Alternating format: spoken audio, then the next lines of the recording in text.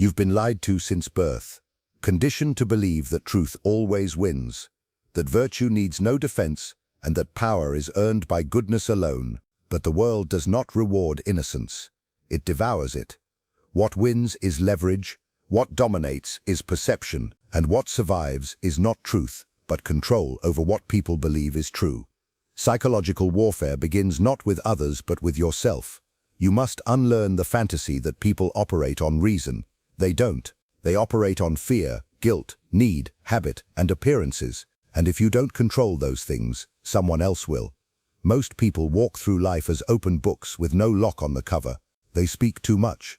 They reveal their longings. They defend their insecurities. And worst of all, they seek validation. The moment you show a need to be understood, to be liked, to be seen, you forfeit the upper hand. Understand this. Silence is not absence. It is strategy. A man who does not explain himself holds more weight than a man who pleads his case. And the more you explain, the weaker your position becomes. The first rule of psychological warfare is this: become unreadable. If they can't read you, they can't control you.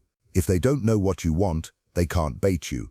If they can't predict you, they'll fear you. That's where the power begins. Humans fear the unknown more than they fear violence. An unpredictable enemy is a dangerous one. So cultivate opacity, speak in half-truths, smile with reasons you never reveal. Let them guess whether your kindness is real or calculated. Let them wonder if your silence means peace or war. What unsettles them gives you control. They will tell you that transparency is noble. They will beg you to be open, to be vulnerable. But every time you do, you load the weapon they'll later aim at your head. Be kind but unreadable. Be polite but cold. Be friendly but dangerous. The greatest manipulators wear no mask because they've already taught the world that their real face is harmless. And that, precisely, is the mask. People crave control. And if you don't give them clarity, they will project their own fears onto you. Let them. That projection becomes your camouflage. If they think you're weak, they underestimate you. If they think you're arrogant, they'll never expect restraint.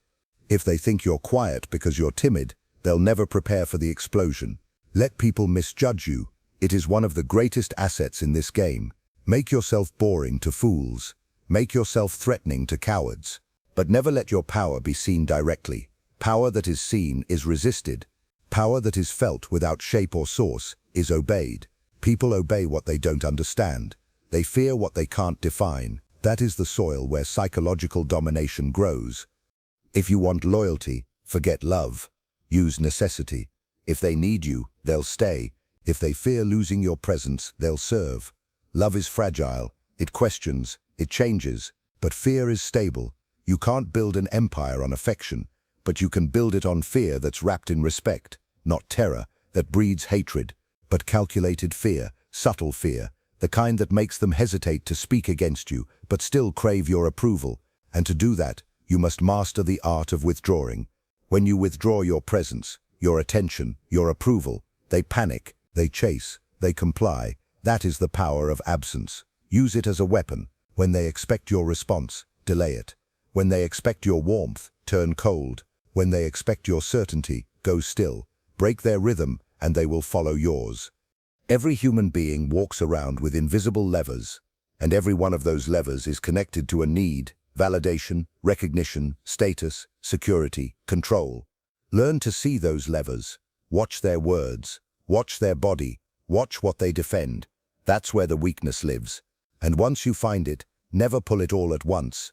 Touch it, test it, build their dependency, then pull. The best control is never direct. It's silent. It's invisible. It doesn't look like power. It looks like coincidence. It looks like a decision they made freely. That is real manipulation, not coercion, but direction, not commands, but suggestions. Let them think it was their idea. Let them believe they chose you, trusted you, followed you on their own. And all the while you are moving the pieces. You must learn to conceal your power with precision. Power is not something you advertise. It's something you imply. Subtle cues, hints of dominance, strategic silences, the look that makes them wonder what you're thinking, what you're capable of, what you've already planned. That tension between what they see and what they suspect is your advantage. Don't destroy it by explaining. The more they know, the more they resist. The less they know, the more they obey. That's the paradox. Transparency kills influence. Mystery commands it. The world is not run by the loudest voice. It's run by the voice that doesn't need to shout. The voice that speaks once and echoes forever. Never fight battles you haven't already won. This is the golden rule of psychological warfare. You do not confront unless you control the frame. You do not argue unless you've already tilted the audience. You do not expose unless their guilt is already known. The best offense is psychological terrain shaping. Plant ideas, sow doubts, make them think the question was theirs. If they arrive at your conclusion without realizing it, you have conquered them without resistance. That is the highest art, not in defeating an enemy, but in building the illusion that there never was one. And as they follow your path, thanking you for the light, they will never see the chain in your hand. You are not here to be liked. You are here to be obeyed, to be studied in silence, to be feared in your absence. A man becomes unstoppable the moment he no longer flinches at being misunderstood, when the insult no longer penetrates, when the praise no longer seduces, when betrayal no longer surprises. That is when he graduates from reaction to command. Most live trapped in the approval loop, tilting their speech, their posture, even their destiny toward the preferences of the crowd. But a sovereign man does not tilt. He remains still while the world contorts around him, and in that stillness, terrifying to others, he becomes the mirror that reveals everyone's disguise. They will either retreat from his presence or submit to it. There is no power in being triggered, no power in defending yourself, no power in justifying your worth. That is the behavior of prey, and prey are not respected. They are studied, tracked, consumed. You must kill the part of you that still believes explanation will save you. That truth will speak for itself. It never has. It never will. Truth without strategy is suicide. Every word you say is a weapon, or it is a weakness. And if you cannot wield language like a scalpel, you are already disarmed. The most dangerous men in history did not scream. They whispered. They chose their sentences like blades, measured, precise, irreversible. This is your task now. Learn to speak rarely, and when you do, make every syllable feel like a verdict. Control begins with invisibility. If they don't see your hand, they don't resist the move. You don't push people, you position them. You don't demand loyalty, you become necessary. The ruler who shouts for obedience is already losing it. The sovereign man plays the long game. He builds dependency before declaring dominance. He lets the sheep graze, lets them think they roam free, until the gates close, and the pasture becomes a prison. That's how you trap people, not through threat, but through comfort. Make them feel safe, needed, seen, and when their eyes adjust to your warmth, pull it away, slowly. Watch them crawl back, begging for the light. That's when you own them. Do not waste your pain. Most people suffer and call it fate. You will suffer and call it fuel. Every wound is a blueprint. Every betrayal is a signal. Most are too busy crying to see the pattern. But you, if you are to become unstoppable, you will take notes. Study every scar. Catalogue every silence. Remember who watched you bleed without lifting a hand. And never forget the calm that came when you realized you needed no rescue. That moment, the moment you stopped begging and started building, is the moment you became immortal. Power is not about the empire you construct outside. It is about the empire you forge within. And no one can steal that. People will call you cold. Let them. They said the same of every man who ever claimed territory. They will say you've changed. Good. Change again. Until they can no longer recognize the version of you that once bowed, once waited, once begged. Evolution is betrayal to the ones who benefited from your weakness. Your rise will offend them, not because of what you've become, but because of what they can no longer manipulate.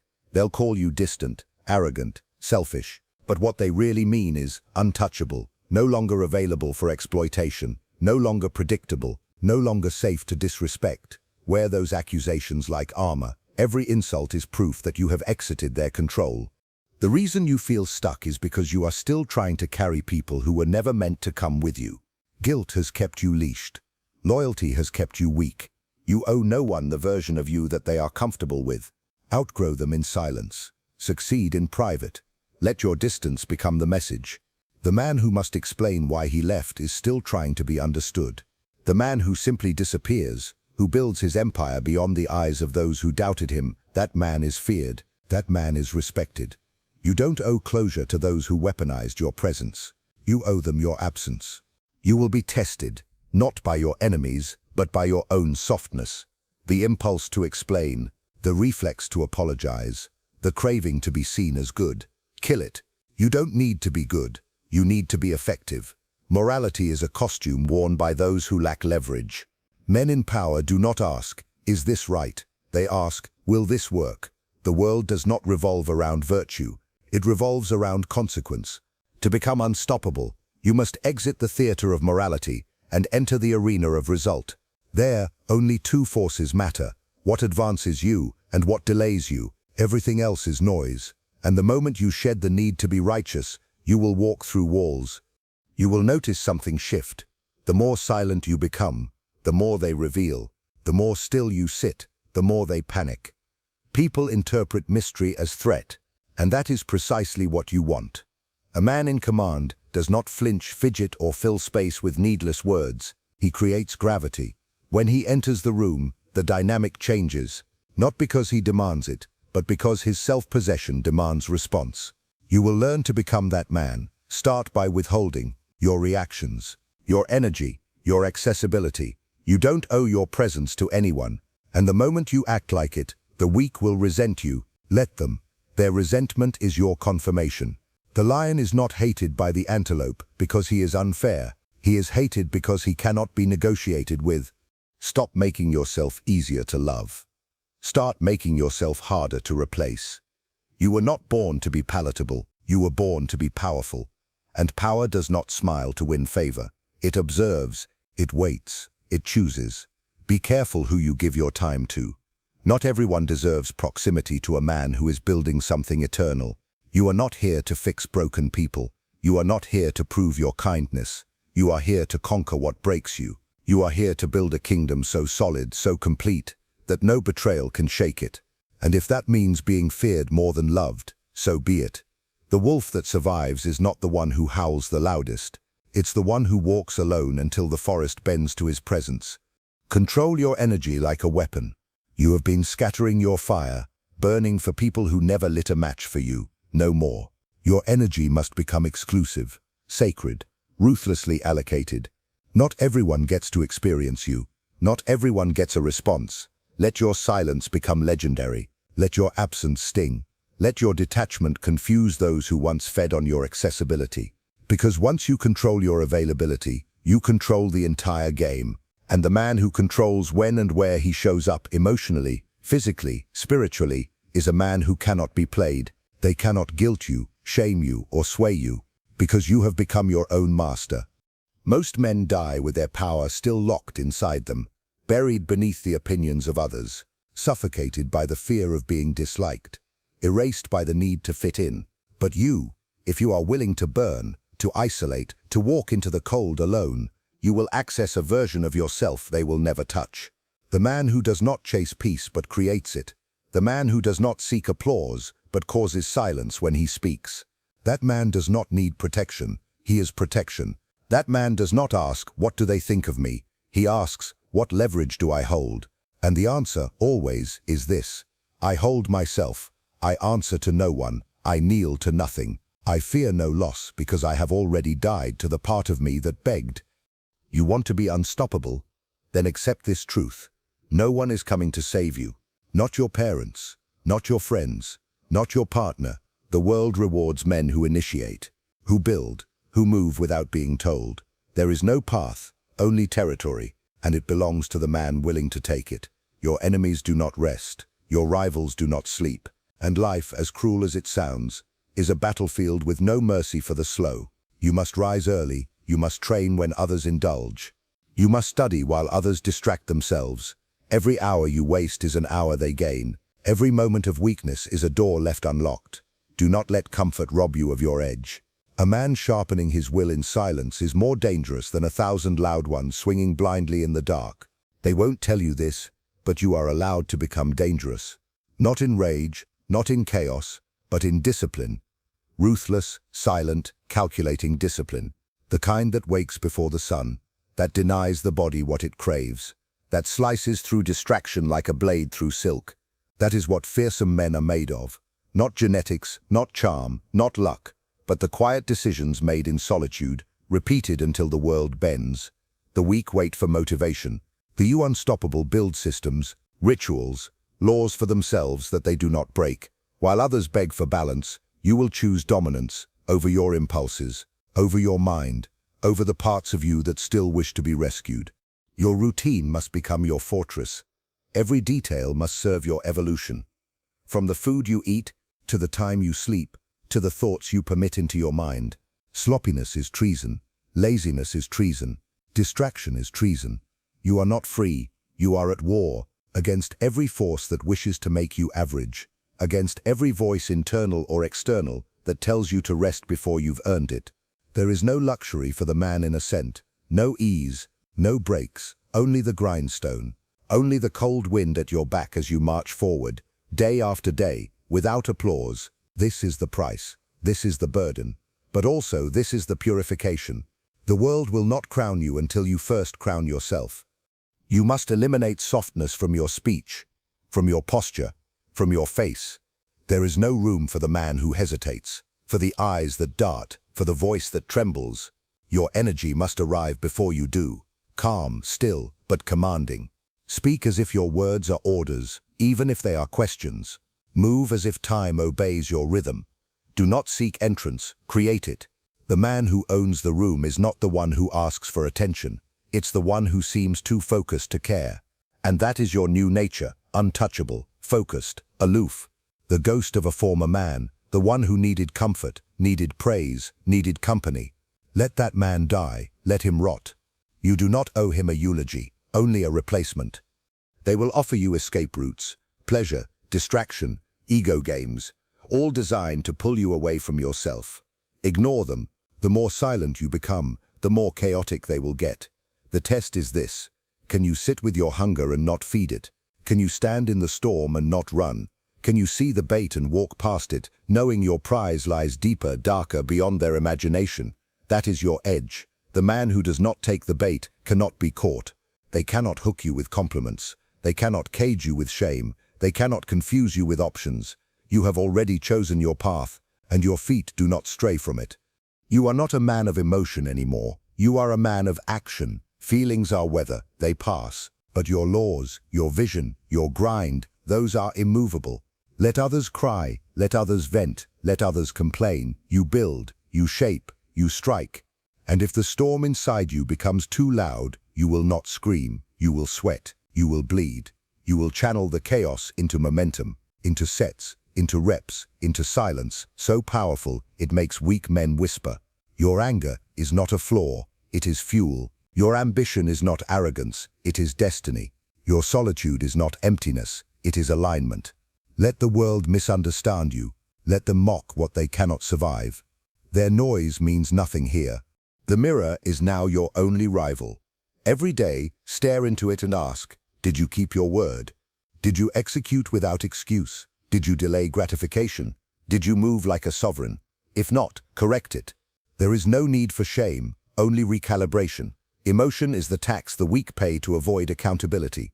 You are above that now. You are your own judge, your own jury. And if the answer is yes, if you did move like the man you swore to become, then nod once, say nothing, and repeat it again tomorrow. That's how empires are built. Quietly, relentlessly, without asking, without telling, just conquering.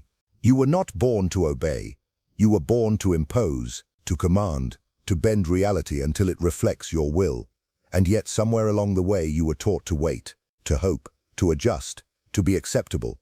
That conditioning must now die. You are not here to fit into the world. You are here to remake it in your image. That requires aggression, not in speech but in intent. You must become the architect of outcomes, the initiator of movement, the one who does not watch the tide but commands it. Do not ask what the rules are. Decide what the result must be, then reverse engineer your method.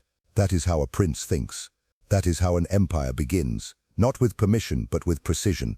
You must learn the art of selective cruelty, not the cruelty of violence but of clarity. Say no, cut ties, withdraw your energy without flinching. Mercy given to the unworthy is treason to your future. Stop entertaining mediocrity just because it is familiar. Stop nurturing weakness just because it begs gently. The man who is willing to offend, strategically, sparingly, decisively, is the man who is never questioned twice. There is no virtue in being endlessly accommodating. There is no honor in being a doormat. There is only slow death, death of time, of dignity, of domination. The world bows not to those who are fair, but to those who are firm, and your firmness must become law. The people around you are not neutral. They either sharpen you or soften you. Audit your circle like a king preparing for war. Who feeds your fire? Who dims your edge? Who makes you forget your mission? You cannot become unstoppable while dragging dead weight. Loyalty is meaningless if it costs you your kingdom. Study them. Do they move when you move? Do they speak when you speak? Do they execute without needing to be told twice? If not, distance is mercy. Silence is protection. Let them go quietly. You do not owe them a confrontation. You owe yourself momentum. And if that means walking alone until you find your army, walk. Discipline is the highest form of self-respect. The man who honors his word to himself becomes terrifying, because nothing owns him, not craving, not fatigue, not emotion.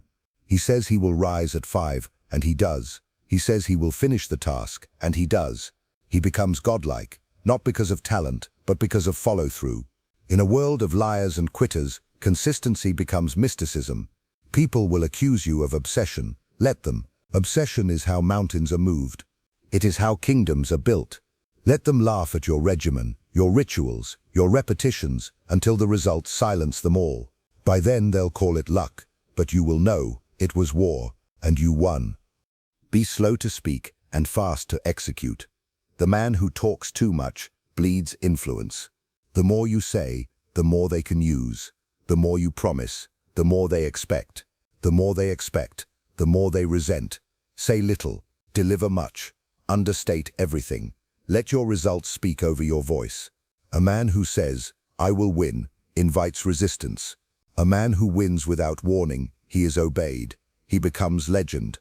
People respect mystery more than they respect declarations. They follow the ones they don't fully understand. That is the game now. Become the man they can't label, can't read, can't predict. That fear will serve you far more than their admiration ever could. You must kill the part of you that still hopes for fairness. The world is not fair. It is fluid. It moves for the man who moves first. And you will move first, strike first, decide first. Others will hesitate, weigh options, beg for signs. You will act, not because you are certain, but because you understand that motion beats thought. Strategy begins where overthinking ends. Become decisive, even when unsure, especially when unsure. Indecision is the perfume of failure. It smells sweet, but it rots.